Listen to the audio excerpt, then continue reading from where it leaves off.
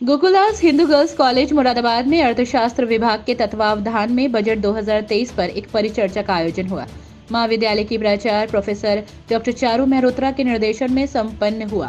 साथ ही परिचर्चा में मुख्य वक्ता के रूप में chartered accountant Ajit Agrawal, Canara bank Sikandarpur Moradabad की सीनियर मैनेजर सुरभि तिखा, साथ ही पीतल उद्योग में संलग्न कर्मठ उद्यमी इंदु खन्ना सम्मिलित हुई। वित्त मंत्री श्रीमती निर्मला सीतारमण ने ऐसा कुछ नहीं किया। उन्होंने आर्थिक विकास को प्रोत्साहित करने वाला बजट बनाया, जहां रूस और यूक्रेन युद्ध के बीच पूरा विश्व समुदाय आर्थिक मंदी की आशा से ग्रसित हो रहा है या भयभीत हो रहा है। वहां हमारी वित्त मंत्री ने 7% GDP में ग्रोथ की दर रखकर बहुत एक दूरदर्शिता का परिचय दिया है, और वो ये हमें बताता है कि देश आर्थिक विकास की गति की ओर जा रहा है।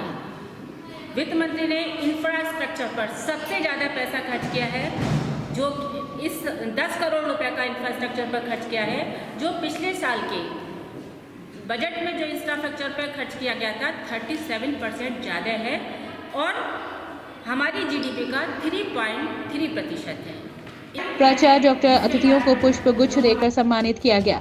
परिचर्चा की अध्यक्षता करते हुए महाविद्यालय की प्राचार्य प्रोफेसर चारू मेहरोत्रा ने बजट के सभी प्रमुख उपबंधों पर विस्तार से चर्चा करते हुए कहा कि इस बजट में सभी वर्गों के हितों का ध्यान रखा गया है। ये बजट आने वाले दिनों में एक सशक्त भारत की तस्वीर प्रस्तुत करने में कामयाब होगा। महाविद्यालय में बजट पर चर्चा करवाई जा रही है, और ये अर्थशास्त्र विभाग के द्वारा आयोजित कार्यक्रम है।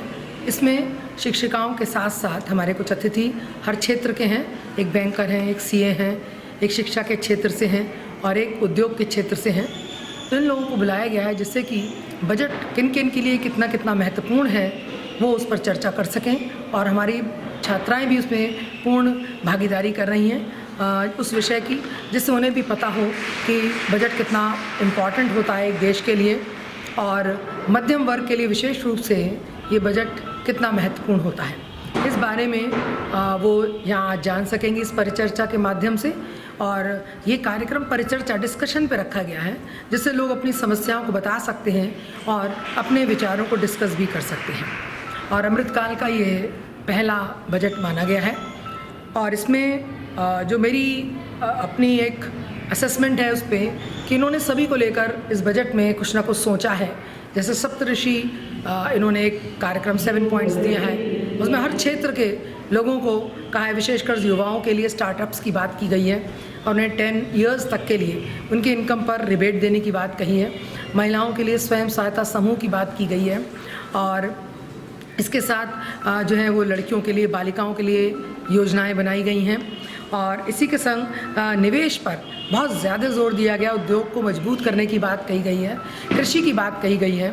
और लेकिन बस एक हमारी हमेशा से ये एक अपील या उम्मीद सी रहती है कि जो सर्विस क्लास है, जो सबसे ज़्यादा कंट्रीब्यूट करता है टैक्स के लिए देश में, उनके लिए थोड़ा और अगर स्टैंडर्ड डिडक्शन की बात हो जाती तो शायद इस महंगाई में उन्हें कुछ राहत मिल जाती।